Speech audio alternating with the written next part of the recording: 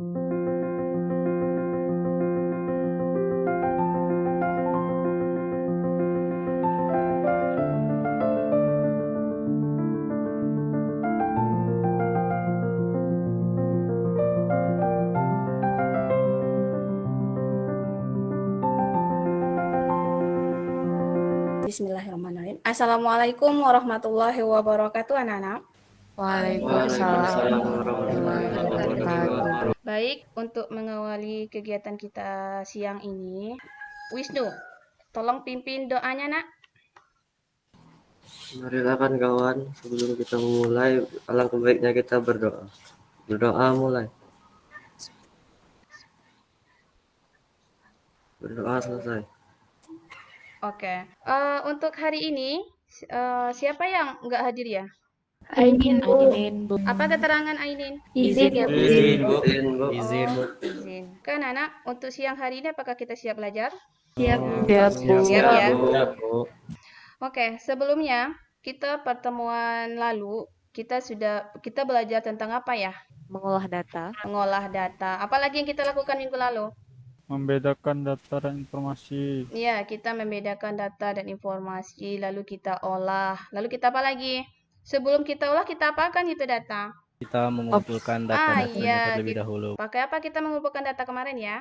Google Google Form. Form. Cara mengumpulkan data kemarin yaitu kita memanfaatkan tentang Google Form.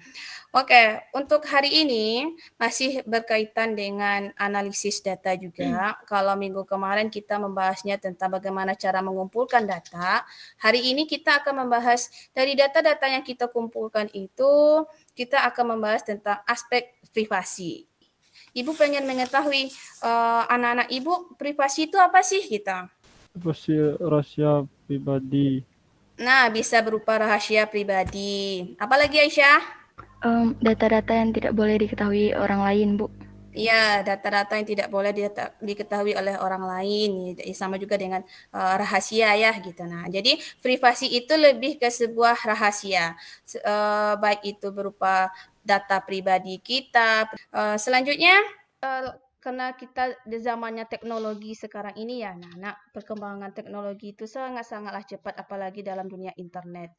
Jangan kita mudah untuk berbagi data gitu. Apalagi data pribadi kita ya, baik itu email, password contohnya. Saat ini sudah punya HP Android semuanya. Jadi aspek privasi di HP itu sangat-sangat penting untuk dijaga supaya tidak disalahgunakan oleh orang lain gitu ya. Contohnya salah satunya itu adalah password. Hari ini kita akan membahas tentang privasi data. Ini tujuan pembelajaran kita hari ini itu pertama melalui diskusi dan praktek juga kalian mampu menguraikan aspek privasi dalam pengelolaan data. Jadi ketika data itu sudah kamu kumpulkan, lalu kamu kelola, lalu kamu bisa menguraikan bahwa ini privasi, ini boleh diketahui oleh orang lain, ini tidak boleh diketahui oleh orang lain gitu. Untuk studi kasus hari ini yaitu tentang kebocoran data. Terjadi kebocoran data di Indonesia itu sejak tahun 2020 gitunya. Data apa saja? Itu ada Tokopedia, ada Binika.com, Bukalapak, Cermati, dan sebagainya. Data-data ini dijual ya. Jadi untuk kalian, karena sudah ada 3 kelompok, maka dari studi kasus ini, kalian analisis kenapa kejadian ini bisa terjadi. Kenapa kebocoran data ini bisa terjadi gitu ya.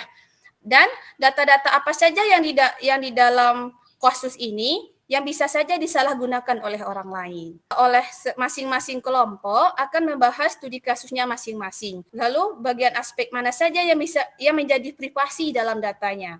Selanjutnya, aspek penting ketika bekerja dengan data. Ada 3 ya. Pertama, privasi. Privasi itu berarti ya yang privasi gitu, yang pribadi, yang privat gitu. Jadi ketika kita bekerja dengan data, kita harus bisa memilah gitu. Ini data pribadi saya yang tidak perlu diketahui oleh orang lain gitu. Selanjutnya keamanan. Keamanan ini ketika kita dalam mengumpul data, kita harus lihat dulu keamanannya seperti apa. Amankah saya mengumpulkan data dengan si A misalnya? Itu juga berkaitan dengan kepercayaan. Fungsi privasi data. Pentingnya adanya privasi data itu kenapa gitu. Pertama itu untuk pengaturan dan pengontrol interaksi interpersonal. Maksud di sini bagaimana cara kita berbicara dengan orang lain, yang akan mengatur kita untuk apakah sesuatu ini bisa kita jelaskan ke orang lain, apakah ini pantas untuk kita sampaikan ke orang lain atau tidak gitu ya. Itu fungsi dari privasi data. Selanjutnya visualisasi data. Tujuan utama visualisasi data itu adalah untuk mengkomunikasikan informasi secara jelas dan efisien kepada pengguna lewat grafik informasi yang dipilih seperti tabel dan grafik.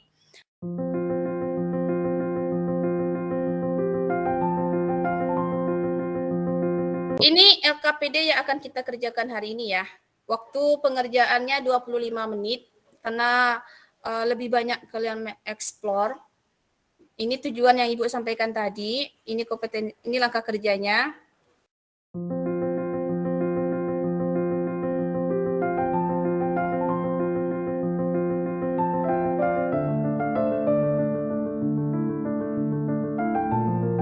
Kalian masuk ke kelompoknya masing-masing ya. Silakan. Masuk, bisa tengok di chatnya lagi. Ini nomor 1 ini dibahas bersama-sama, nanti diuraikan di sini. Selanjutnya untuk nomor 2 ini juga dibahas, nanti jawabannya juga ditulis di sini bersama-sama ya. Nah, untuk nomor 3 ini kalian harus mencarinya di internet. Menurut Aufa, kira-kira dari kelompok Aufa ini siapa yang akan mencarinya ya Aufa? Yang cari e-commerce-nya tadi, yang cari e-commerce tadi itu Aisyah. Ada tampilkan visualisasi grafik, lalu tentukan Excel-nya siapa Aufa? Kalau Excel-nya Govin, Bu. Nah, oke, Govin. Oke. PowerPoint-nya siapa? Terus kalau PowerPoint-nya baru Aufa, Bu. Oh, oke. Maksud nomor 2 ini gimana ya? Lakukan analisis dari kasus yang telah dipilih. Oh, maksudnya data-data yang ada di dalam misalnya aplikasi yang kita pakai misalnya Shopee. Nah, data-data apa aja yang ada di dalamnya. Oke. Ya, data-data apa yang menjadi data privasi dalam mendaftar aplikasi belanja online. Silakan Lesgi ditambahkan. Biasanya sih kebocoran atau hal-hal itu tuh terjadi karena kelalaian yang terdapat dalam dirinya sendiri. Mungkin dia itu pengen kelihatan sudah divaksin, jadi dia lupa Iya. kalau data tersebut penting. Jadi dia Ya. nge-post di sosial media bahwa dia tuh sudah divaksin. Jadi Ya, untuk nomor 2 Ibu jelaskan ya. Mungkin maksud Ibu tuh kayak nama ya, Bu. Seperti identitas dah, Bu. Iya, kan kita sudah belajar data kemarin. Iya, Ya, Bu. Oke. Ya, itu untuk nomor 2 ini dia lebih ke data-datanya gitu. Lalu di vaksin itu kayak kalian vaksin, data apa yang kalian bawa? Oke. Seperti nih, kalau kemarin tuh Bu disuruh bawa kakak nih, kemudian nama kita, kelas berapa kita. Jadi iya, kalau itu pokoknya yang kalian alami kemarin ditulis di sini, oke? Terus apa lagi ya yang masuk data pribadi, nama, kan tempat tanggal lahir, alamat. Password. Tapi kayaknya menurut Suci ya, kalau pas peminjaman online itu kan online, terus pasti uangnya dikirim lewat itu kan, lewat bank gitu kan, pasti Nomor nomor rekening. ya, jadi Nomor. kan tadi kita sudah Nomor jawab, rekening. iya. Ini hasil downloadnya, lalu Jaka olah, Jaka edit. Coba tengok hasil yang Jaka buat tadi. Ini Bu. Oke. Coba itu Jaka terangkanlah. Mungkin ada kawan-kawan yang belum. Bagaimana cara Jaka tadi bisa membuat grafiknya seperti itu? Bagaimana langkah kerjanya Jaka?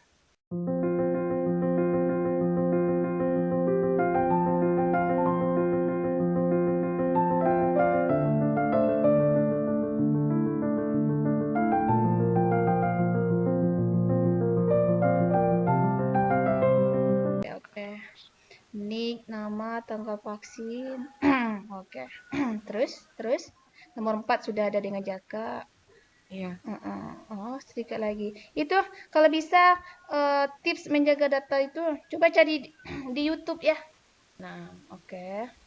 Yang pertama, memberikan sertifikat dalam bentuk apapun, jangan berarti ya, Bu. Oke. Kemudian 2, gunakan lembaga aplikasi resmi. Dan yang ketiga, tunjukkan sertifikasi vaksin hanya kepada pihak yang berwenang, Bu. Oh, oke. Oke. Assalamualaikum warahmatullahi wabarakatuh. Alasan kenapa sih data itu dapat bocor? Yang kedua, kurangnya pembaharuan data seperti password. Jadi di sini kurangnya pembaharuan data itu kita tidak sering mengganti password. Jadi kita menggunakan password yang lama sehingga password itu kemungkinan besar bisa dilacak atau dihacker oleh orang-orang yang tidak bertanggung jawab.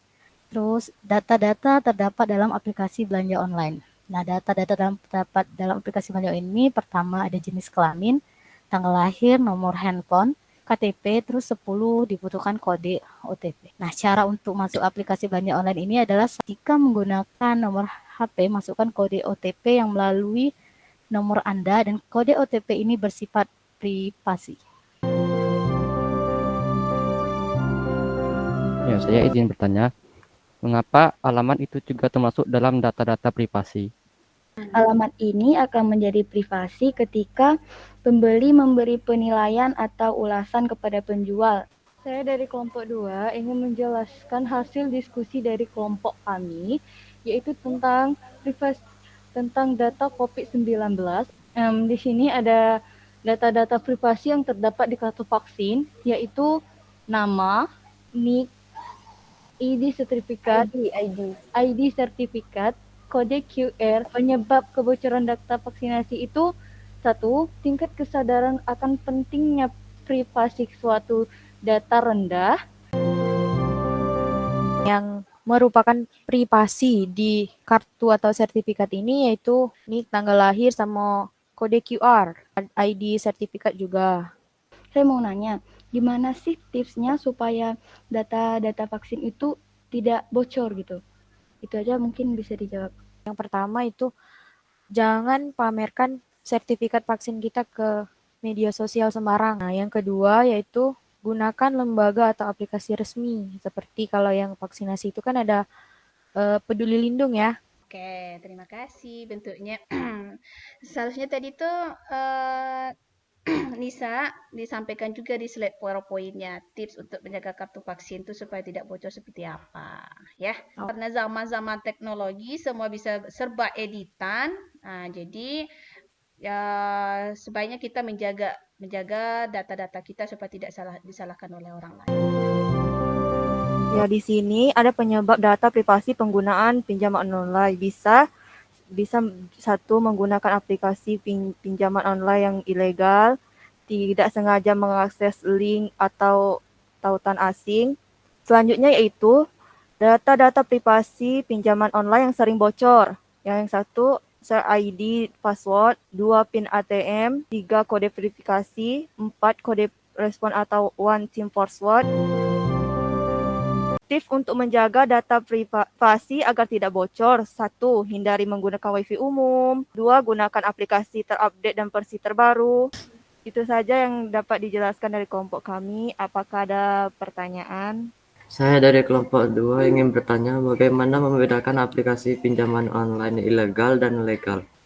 Yang pertama, sebelum kita mendownload aplikasi pinjaman online, pastikan terlebih dahulu bahwa aplikasi tersebut resmi dan terdaftar di OJK. Teman-teman bisa lihat itu ada situs resminya di Google.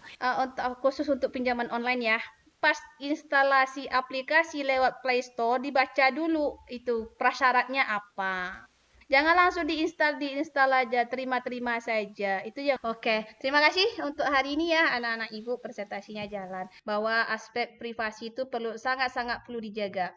Dari keseluruhan data, dari keseluruhan yang kalian bahas, pastinya yang menjadi aspek privasi itu adalah ada, kalau Shopee dia juga minta HP, nomor HP, alamat email. Terus vaksin udah pastinya itu NIK ya. Dari pembelajaran kita hari ini, apa yang kalian dapatkan dari hasil belajar hari ini? Jadi privasi data sendiri yaitu data yang tidak semua orang lain itu harus tahu gitu kan, Bu. Iya. Nah, jadi ada 3 kasus yang kita bahas tadi kan.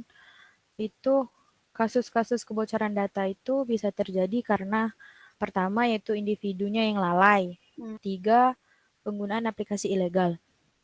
Nah, untuk tips agar data privasi tidak bocor yaitu Pertama, gunakan aplikasi terupdate dan legal gitu kan. Lebih waspada dan bijak dalam menggunakan aplikasi ataupun media sosial, Bu. Oh, oke. Kan ya, kita harus dapat lebih bijak dalam menggunakan aplikasi, jangan sembarang install.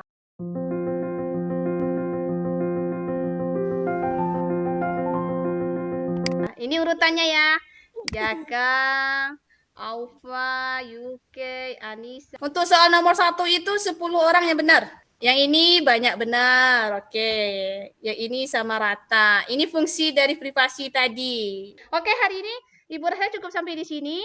Pertemuan kita akhiri dengan ucapkan Alhamdulillahirabbil. Mari kita tutup doa hari ini, Wisnu. Silakan berdoa. Mari kita tutup pembelajaran hari ini dengan berdoa. Berdoa mulai, doa selesai. Oke. Banyak maaf dari Ibu ya anak-anak untuk hari ini. Semoga bermanfaat, bertambah ilmu, bertambah berkah untuk kita semua ilmunya. Assalamualaikum warahmatullahi wabarakatuh.